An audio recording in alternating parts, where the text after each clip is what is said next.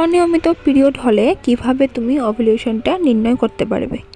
Ovulation সিমটমসগুলি তোমার যদি জানা থাকে তাহলে কিন্তু কনসিভ করার ক্ষেত্রে অনেকটাই সুবিধা হতে পারে। কারণ একজন মহিলা মা হতে চাইলে তাকে নিজেদের ওভুলেশন সার্কেলের দিকে নজর রাখতেই হবে।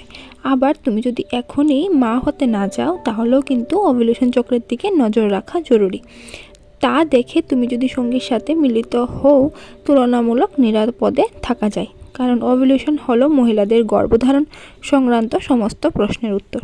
মহিলাদের শরীরের প্রতি মাসে নির্দিষ্ট সময়ে কিছু পরিবর্তন ঘটে যায়। অনেক মহিলারই এই সম্পর্কে স্পষ্ট ধারণা থাকে না।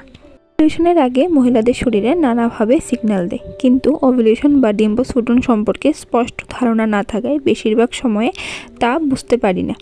ওভুলেশন প্রক্রিয়া ও তার লক্ষণ সম্পর্কে আজকের এই ভিডিওতে বিশেষভাবে আলোচনা করব। তো তোমরা ভিডিওটি না স্কিপ করে ভিডিওটা পুরোটা দেখার অনুরোধ। মাসের নির্দিষ্ট একটি সময়ে মহিলাদের ডিম্বাশয় থেকে একটি পরিণত এগ বা ডিম্বাণু নির্গত হয়। একে মূলত ওভুলেশন বলা হয়ে থাকে। সাধারণত একটি নির্দিষ্ট মাসিক চক্রের 12 থেকে 19 দিনের মধ্যে ওভুলেশন হয়ে থাকে। তবে যেহেতু সবার শরীর সমান হয় না, তাই এই সময়ের এদিক ওদিকও হতে পারে। ওভারি বা ডিম্বাশয় থেকে নির্গত ওভাম নারী শরীরে মোটামুটি 12 থেকে 24 ঘন্টা পর্যন্ত স্থায়ী থাকে। এই সময়ের মধ্যে যদি ফ্যালোপিয়ান টিউবে উপস্থিত শুক্রাণু ওভামকে নিষিক্ত করে তবেই কিন্তু একটা ভ্রূণ তৈরি হয়। গর্ভধারণ করতে চাইলে এই সময়ে নিয়মিত সহবাস করা কিন্তু জরুরি। এখানে উল্লেখযোগ্য ডিম্বাণুর আয়ু 24 ঘন্টা হলেও শুক্রাণু মহিলার দেহে 3 থেকে 6 দিন পর্যন্ত বেঁচে থাকতে পারে। তাই ওভাম নিঃসরণের 4 থেকে 5 দিন আগেও প্রোটেকশন ছাড়া যদি তুমি শারীরিকভাবে মিলিত হও তাহলে কনসিভ করার ক্ষেত্রে অনেকটাই সম্ভাবনা বেড়ে যায়। 24 ঘন্টার মধ্যে যদি ওভাম নিষিক্ত না হয় তাহলে কিন্তু সেটি নষ্ট হয়ে যায় এবং তোমার পিরিয়ড চলে আসবে।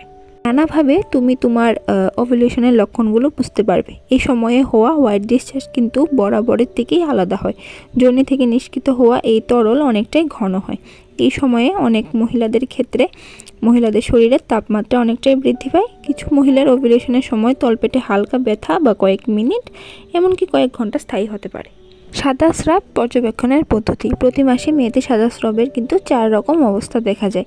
এটা দেখেও তুমি কিন্তু ওভুলেশনটা তুমি নির্ধারণ করতে পারবে। প্রথম অবস্থা মাসিকের ঠিক পরে যখন সাদা স্রাব একদমই দেখা যায় না, মাসিকের রাস্তাটা খুবই শুকনো মনে হয়, তবে কিন্তু তখন গর্ভধারণের সম্ভাবনা প্রায় শূন্যের কাছাকাছি।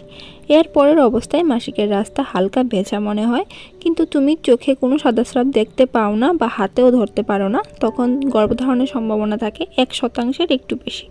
প্রথমে এই দুই অবস্থা সবার মধ্যে দেখা যায় না, বিশেষ করে যাদের মাসিক সাইকেলের লেন্থ অনেকটাই ছোট। তাদের ক্ষেত্রে এই দুটি অবস্থা মাসিকের মধ্যেই হয়ে যেতে পারে। তৃতীয় এবং চতুর্থ অবস্থা সবার ক্ষেত্রেই দেখা যায়।